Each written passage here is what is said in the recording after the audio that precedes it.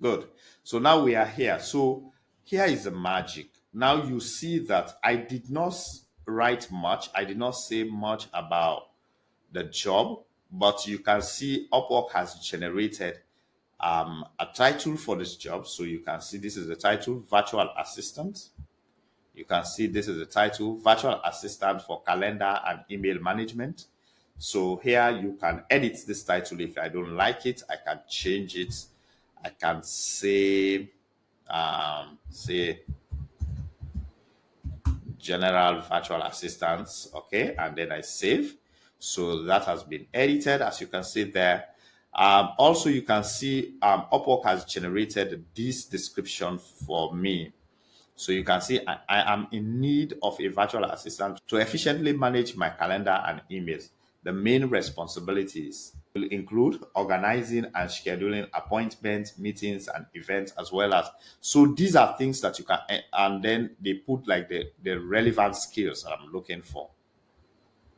See, they have added all the relevant skills, which I think it's really amazing. But you can also edit this if you want to. All right, you can come here and edit what you want. All right, let's say we want to edit a bit of some of this content. Maybe I don't want event coordination. I'll say event management. Event management, I can change some language here or even add, all right, if I want to add. So all what I did was just to go there and press enter. You can also just add another bullet point. Okay, so these things can be done. You can change whatever you want to change. So basically here you can see these are like tags that Upwork has added, which you can use. Like, for instance, if you want to rewrite this particular post, you can rewrite it. If you want to make it casual, you want to make it formal, and you want to shorten it. All right. So here I have asked that they add more details. That's why you see this is clicked. This has been edited a bit, changed and modified as well. So let's say I want to rewrite it. Let's see what happens. So here you can see now they've changed the thing. They've added a new title. I can change that if you want to, and then a new description as well.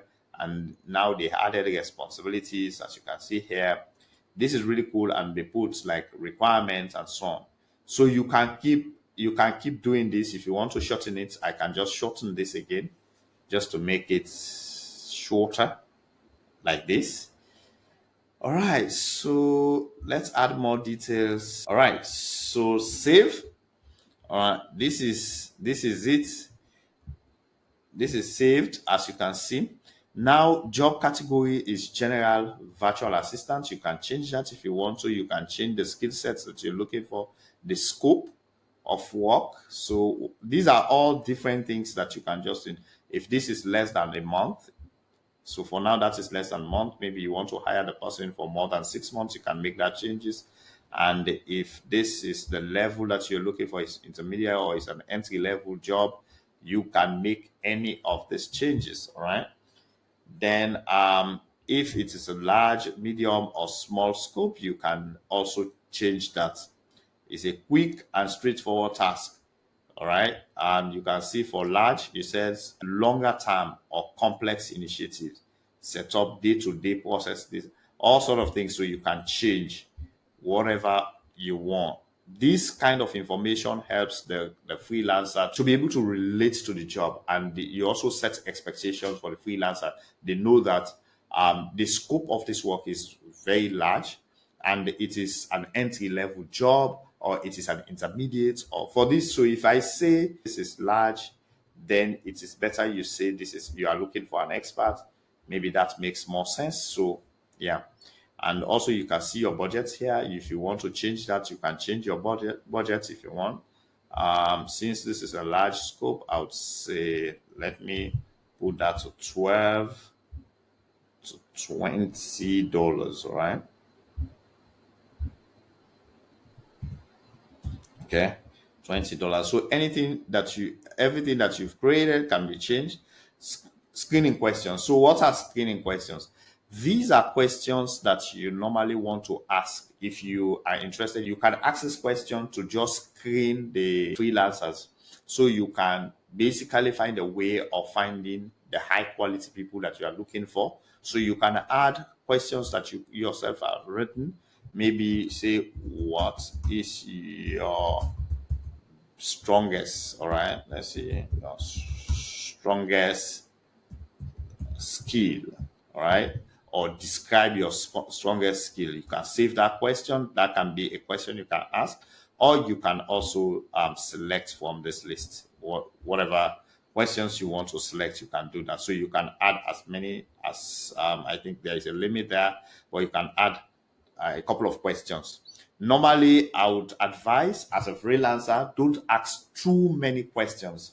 All right. If you ask too many questions, what happens is that most high quality freelancers will not want to apply for that job, because basically the freelancers will see you as somebody who is a bit problematic, because you can never know unless you give somebody work to do before you can really know their abilities. So I would advise just ask a few questions. Sometimes you don't even necessarily need to ask, but when you talk to people, you will know whether they are really what they said they are. All right, you can add advanced preferences. So these are just preferences that Upwork has added. For instance, the English level. Maybe you want somebody who is conversational and better. On any level is risky, because there are freelancers who don't know how to speak English. So if you say any level, then that will be something that anyone can apply. They cannot even talk to you. They cannot even jump on a call with you. I have experienced this, so maybe it is better for you to indicate the level of English. So if you select fluent or better, anyone below this level, they will be able to apply for the job, but their job will be marked as not meeting your requirements. So you need to be aware of that. So sometimes somebody will apply, you will see that they did not meet your requirement, and that's because you've selected a preference among these preferences that the person did not meet. All right. So that will be indicated. So you will select that fluent or better, and maybe you want to hire the higher date, maybe 1 week or 1 to 3 days. It depends. So you can say 1 month, but I don't see how useful this is. But if you are really urgent, you can say 1 to 3 days. So this can be marked as urgent. If you are looking for more than one person, you can say that, or you are just looking for an individual. Okay, hours per week. How many hours do you want to hire this person per week? So basically, you've put your rate as an hourly rate. You want to indicate how many hours are you expecting the freelancer to spend on this job per week. So you can simply say more than 30 hours per week, or maybe less than 30 hours per week. I'm not sure. If you are not sure, you can say you are not sure. Then you can also say the talent type. So what does this mean, talent type? Talent type simply means that what kind of talent are you looking for? So on the platform, you have freelancers that are independent contractors, and also you have agencies. So therefore, it is important that you define which talent type you are looking for. You don't necessarily have to do this. You can just leave it blank. So anyone, so agencies and freelance, individual freelancers can apply. But if you say independent contractor, that will be accounted for. So the freelancers will see that you are looking for an independent contractor. Also, you can indicate the location. Which location do you prefer? This is also an important feature. All right. So yeah. So this is also an important feature that you can make use of. So you can decide to have this, say, in Africa, in Americas. So it depends. These are restrictions that you put on your job advert. And based on what you select here, this is how Upwork would show your job to the appropriate freelancers. So you have to be sure. If you just want people to see your job, then just leave it open. Here, contract to hire, what this means is that you want to tell the freelancer whether this is an opportunity you are thinking of making as a full-time in the future, right? So if I want to hire this virtual assistant, then work with them for a couple of months just to see that just to observe them and to know whether they are really good, then you can hire them. But then in a couple of months in, or maybe after a year or so, I would want to hire them to become full-time people or full-time employee in my company. Then I can indicate that this is also something that acts as like an incentive to the freelancer to be able to work for you, and they will dedicate their time knowing that in the long run the role can transition into a full-time role. All right. So these are all preferences that you can set, and then you said post the job. Now they will ask you to put your phone number. Now, this is something that I could have done. I would have added my phone number, but because I already have a client account, it's difficult for me. If I use my phone number, they will not accept it. Okay. So the best thing I would do is to go to the platform as it is.